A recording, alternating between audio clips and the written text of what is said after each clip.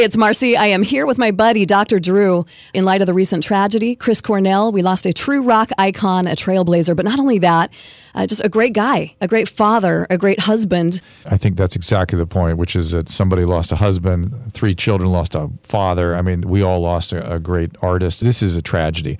And it's an opportunity to think about depression and suicide and realize and remind people that depression is a medical illness. It is dangerous in some situations, and that danger can be life-threatening if people have suicidal impulses or thoughts. So the important thing to remember is if you have suicidal thinking or planning, that's a medical emergency. You really need to talk to a doctor about that. And don't allow yourself to fall victim to stigma. Right. By the way, friends and family, same. Ask the question, are you thinking about hurting yourself? There's nothing shameful about that.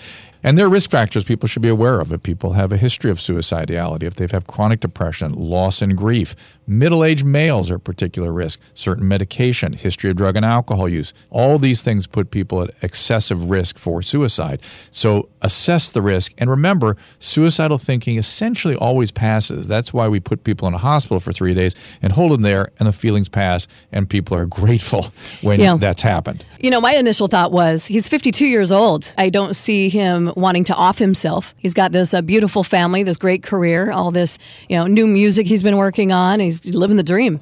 A couple things with him.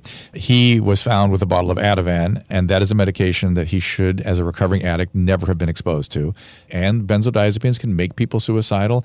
It's the hidden epidemic. People got to remember, we were getting awareness about opiates.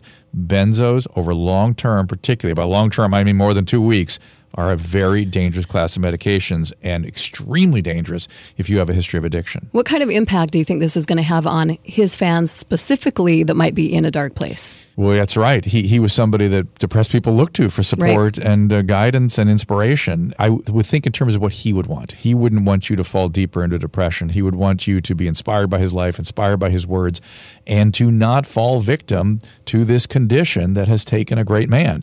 Yeah, I agree. Thank you, Dr. Drew. You bet. Really appreciate you popping in here with these helpful tips. And from all of us here at the Rock of Southern California, 95.5 KLOS, ask for help if you need it. Don't worry about any kind of stigma. We got to change that. That ain't no thing, right? Live your life. There are tools to help us do that. Live healthy and even happy.